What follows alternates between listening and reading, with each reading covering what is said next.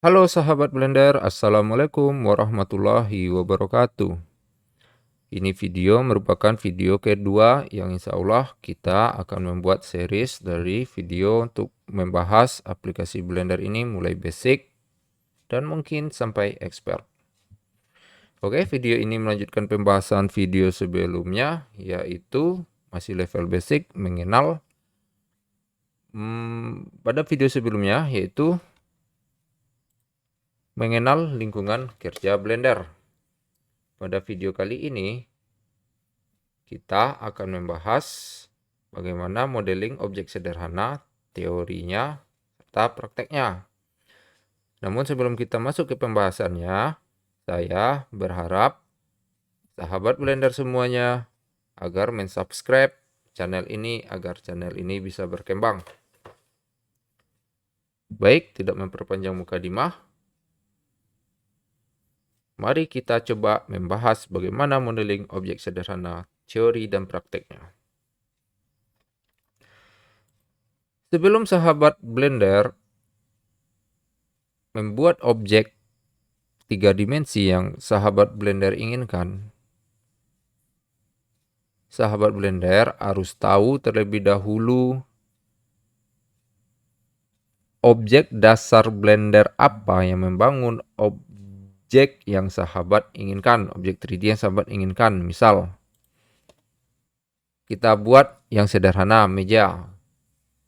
Nah, jadi kalau sahabat Blender melihat meja ini, langsung sahabat Blender tersebut terbayang objek dasar Blender yang digunakan untuk membangun meja ini. Nah, sekarang kita buat ini dulu ya, objek dasar. Yang pertama kita harus tahu objek dasar Blender apa yang kita gunakan untuk membangun objek 3D yang kita inginkan. Itu yang pertama. Sekarang objek dasarnya apa? Mari kita lihat. Kita buka terlebih dahulu aplikasi Blendernya.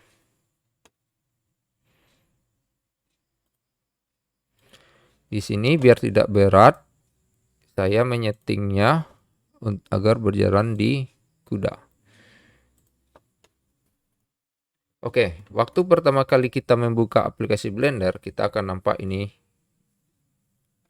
objek dasarnya, yaitu kubus atau bahasa Inggrisnya itu cube. Jadi di sini kita pakai bahasa yang digunakan oleh aplikasi Blender saja.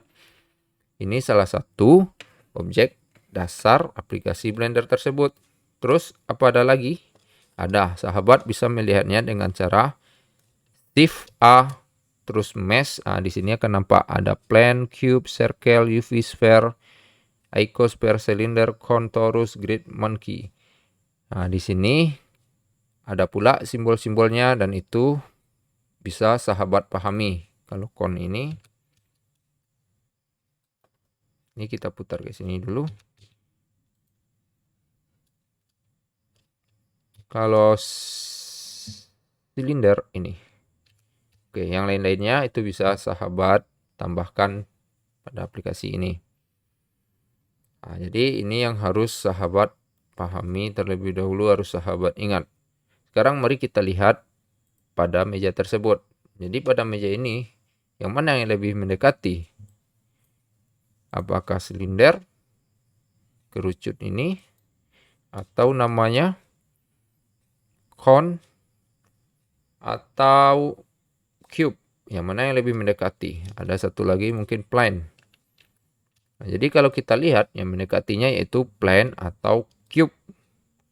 Sahabat bisa menggunakan plane, namun lebih baiknya menggunakan cube karena lebih hemat waktu menggunakan cube ketimbang plane. Nah, baik, itu teori pertamanya. Selanjutnya yang kedua, apa yang harus kita pertimbangkan untuk membuat objek 3D yang kita inginkan. Yang kedua yaitu view kita. View kita. Kita melihat objeknya, kita harus tahu bahwa yang objek ini bagian depannya ini, yang objek ini bagian depannya ini, atau bagian kanannya ini, bagian kirinya ini, itu view kita. Nah, jadi di Blender ada view depan, belakang, kanan, kiri, atas, bawah. Mari kita lihat di meja tadi.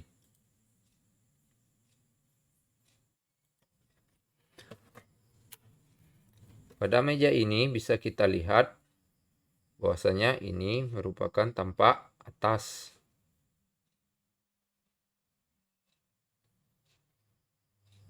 Ini tampak atas.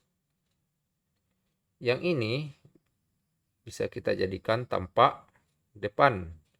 Atau yang di sebelah sini tampak depan. Atau yang langsung hadap dengan kita ini tampak depan. Berarti yang di sebelah sini belakang. Kalau yang ini kanan. Ini kiri. Terus bawahnya mana? Yang ini bagian bawah. Yang ini di bawah ini nggak kelihatan bagian bawah juga. Nah, jadi ini bisa kita perkirakan saja lagi. Nah, jadi ini harus sahabat pahami. Sekarang bagaimana tampak depan tampak belakang itu diperlihatkan di aplikasi Blender ini. Mari kita coba praktekkan.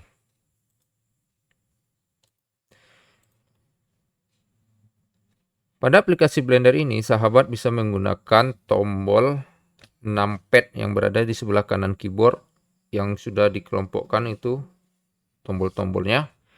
Bisa sahabat gunakan numpad tersebut. Numpad 1 berarti itu front. Dimana bisa tahunya bagian depan? Ini dia. Ini bisa sahabat lihat bagian depan front. Numpad 3. Mohon maaf. Ini front, depan, belakangnya tinggal tekan kontrol. Numpad depan 1. Kalau mau ke belakangnya tinggal tekan kontrol 1. Back. Bisa sahabat lihat. Ini back. Oke ya. Kalau numpad 3 itu kanan atau right. Ini dia right. Kontrol 3 itu kiri atau left. 7 atas, tampak atas. Nampak ya perbedaannya, tampak atas. Tampak bawah. Begini tampak bawahnya. Bottom, kontrol 7. Oke ya sahabat. Terus apa yang harus kita pahami sebelum membuat objek tersebut? Nah, berarti tunggu kita coba lanjutkan dulu ya. Berarti kalau ini kita pastikan ini cube terlebih dahulu. Oke, cube. Kalau saya lebih suka membuat sebuah objek itu dari tampak atas terlebih dahulu. Begini. Oke, ini cube.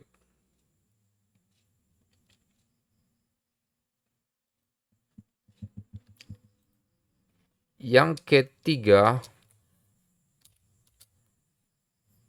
mode shading. Mode shading.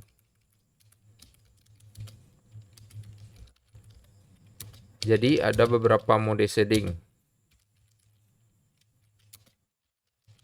Mode shading. Langsung aja ke aplikasinya apa itu shading.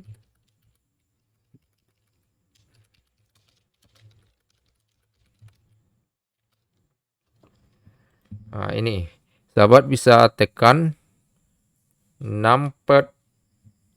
Bukan numpad. Sahabat bisa tekan keyboard, tombol keyboard Z. Terus. Nah, di sini bisa sahabat lihat shadingnya ini. Ini shading namanya. Bisa jadi wireframe berupa kabel kayak gini jadinya. Ini lebih ringan dan tidak banyak memakan memori. Solid. Ini yang kedua. Artinya ini yang tadi lebih ringan, yang kedua ini agak lebih berat. Yang ini lebih berat lagi. Material preview. Begini shadingnya. Terus render. Render ini shading aslinya. Ada nanti nampak bayangannya. Terus bagaimana objek ini memang tampak Kalau kaca berarti emang kaca, mirror jelas, tapi kalau di material preview itu dibatasi. Nah, jadi untuk bekerja mengedit itu lebih ke wireframe terlebih dahulu, mempermudahnya. Nah, jadi ini yang harus sahabat ingat-ingat. Oke.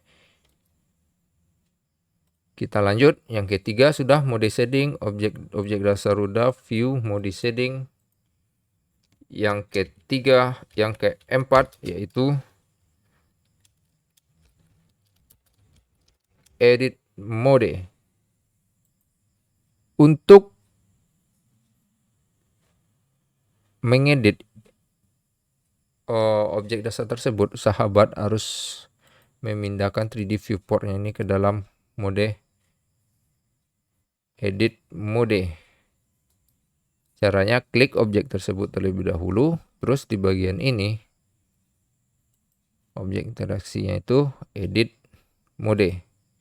Nah, barulah di sini bisa sahabat mengedit. Tadi tampilan tadi objek dasar kita bahas, view sudah, mode shading sudah, dan edit mode. Selanjutnya apa lagi? Selanjutnya yang kelima yaitu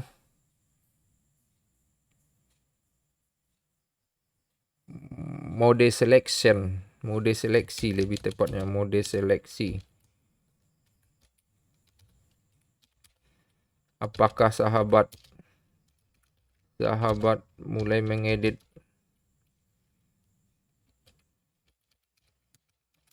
menggunakan vertex, atau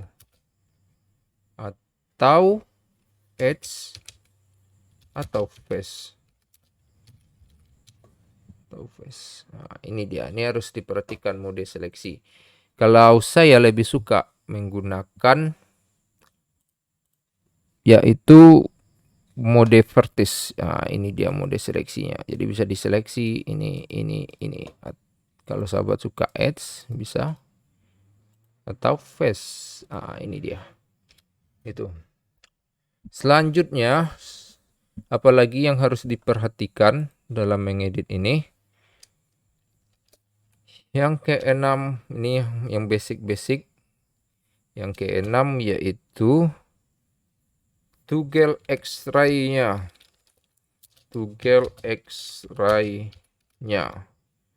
Kalau kita lihat tampak atas seperti ini, kalau kita mau memanjangkan cube ini, berarti kita harus menseleksi ini.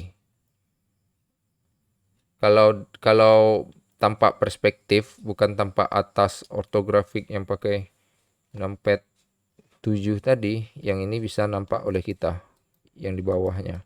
Tapi kalau tampak datas bersih seperti ini, itu bagian bawah tidak nampak sahabat semuanya. Jadi bagaimana solusinya? Solusinya sahabat harus memastikan toggle X-ray-nya terlebih dahulu agar yang di bawah ini bisa terseleksi. Letaknya ini dia, toggle X-ray. Ini dia ya sahabat, toggle X-ray. Yang ini toggle X-ray mati, bisa sahabat lihat kalau kita klik ini atau kita seleksi melalui ini, klik B terus left klik mouse lalu drag. Nah, ini dia ya. Itu bisa sahabat lihat hanya satu ini aja yang terseleksi, yang di bawahnya tidak terseleksi. Bagaimana caranya agar bisa terseleksi? Aktifkan toggle X-ray-nya. Terus sahabat bisa mulai lagi, unselect ini terlebih dahulu dengan menekan tombol A pada keyboard 2 kali secara cepat. Oke, B lagi seleksi dan sahabat akan lihat ini terseleksi. B lagi terseleksi. Nah, itu dia, toggle X-ray-nya harus diperhatikan. Selanjutnya, apalagi yang harus kita perhatikan dalam mengedit ini? Sumbu koordinat Cartesius. Koordinatnya atau sumbu X, sumbu Y atau sumbu Z-nya. Itu harus diperhatikan. Oke. Mari kita lihat pada meja ini. Pada meja ini bisa kita lihat ini memanjang. Jadi aturannya kita harus memanjangkan cube ini ke sini atau dari sini ke sini. Oke. Jadi kita harus seleksi ini semuanya terlebih dahulu. Kalau ini saja, tuh kalau kita gerakkan, berarti ini aja yang bergerak kan. Kalau kita seleksi ini, berarti nantinya tuh bisa kita gerakkan dia sepanjang sumbu X kalau tanpa atas. Berarti bisa kita gerakkan sepanjang sumbu X. Kalau ini berarti sepanjang sumbu Y. Kalau ketinggian itu sumbu Z. Nah, itu yang harus dipahami sahabat. Selanjutnya, apalagi untuk menggerakkannya, sahabat bisa menggunakan tombol di sini. Nah, ini akan nampak. Nah, ini bisa sahabat geser. Atau menggunakan shortcut yang ada pada keyboard. G dulu, setelah itu kunci di sumbu X. Nah, jadi dia tidak lari-lari.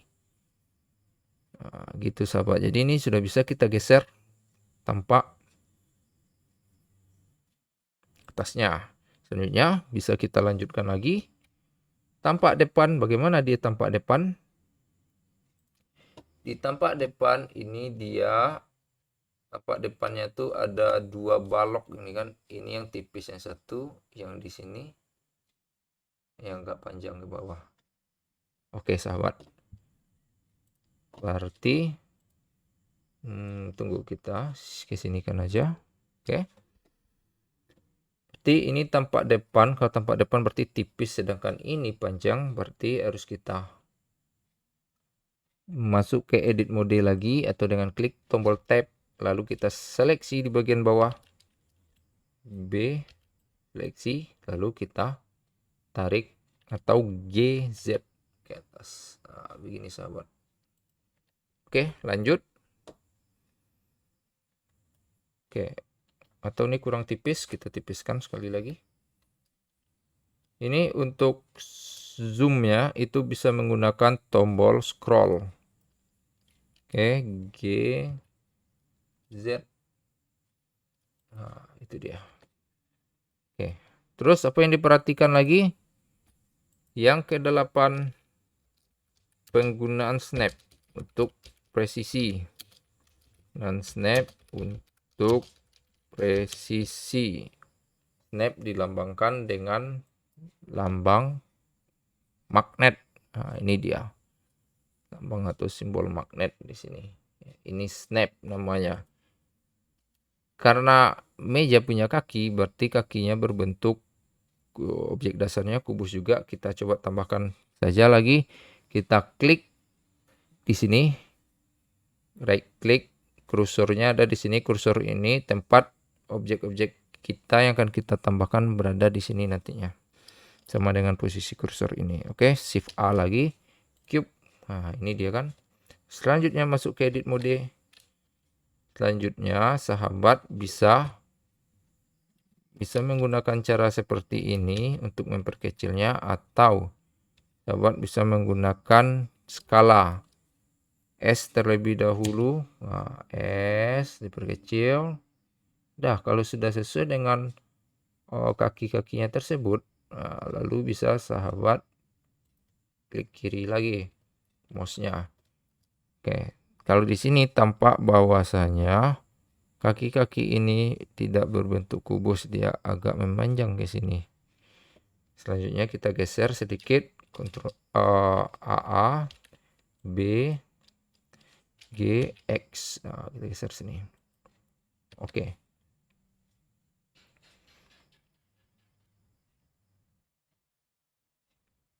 Pada meja ini, berarti meja ini mempunyai jarak, bisa kita jarakkan seperti ini. Terus gunanya snap di mana? Gunanya snap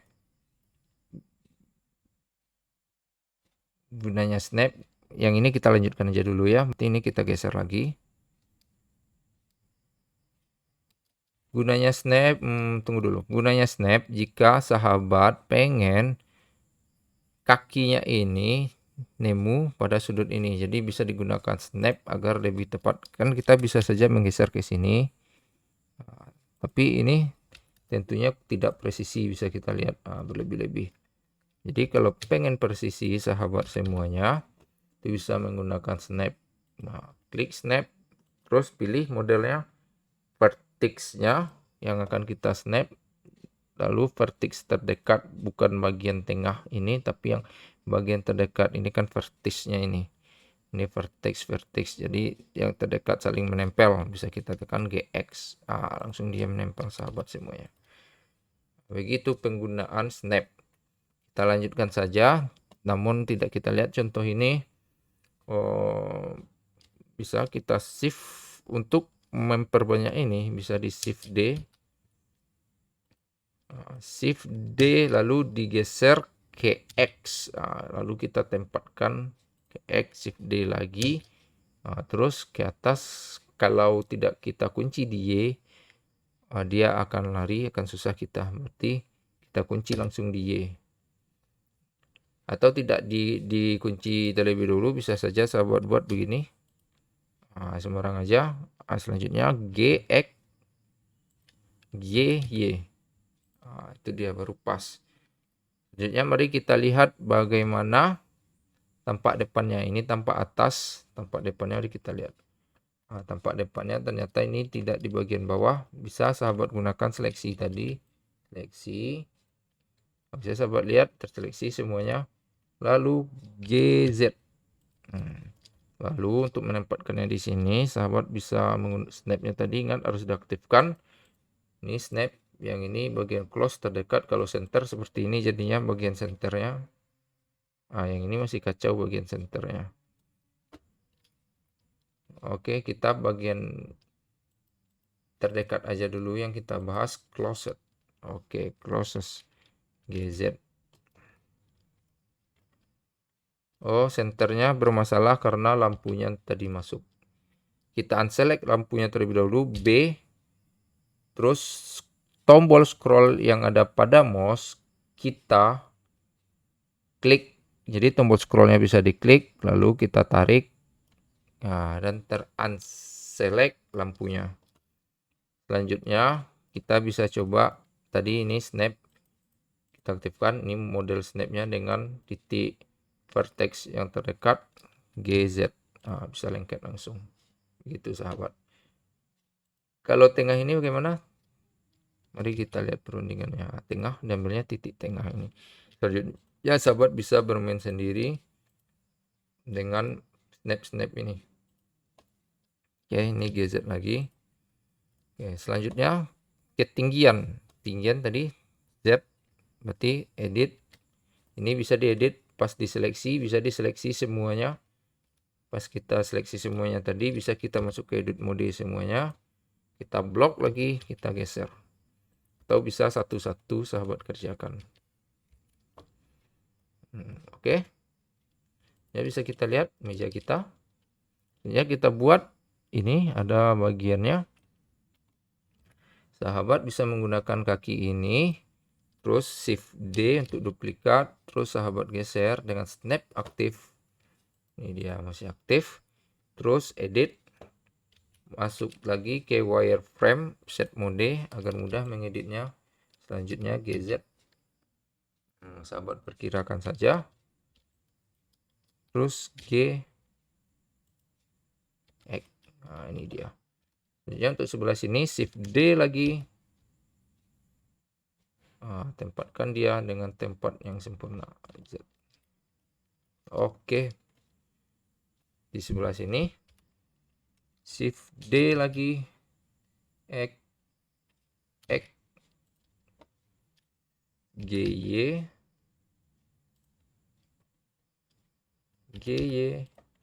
Terus di sini GX. Jadi nampak kita memerlukan snap di sini sahabat agar presisi pekerjaan kita.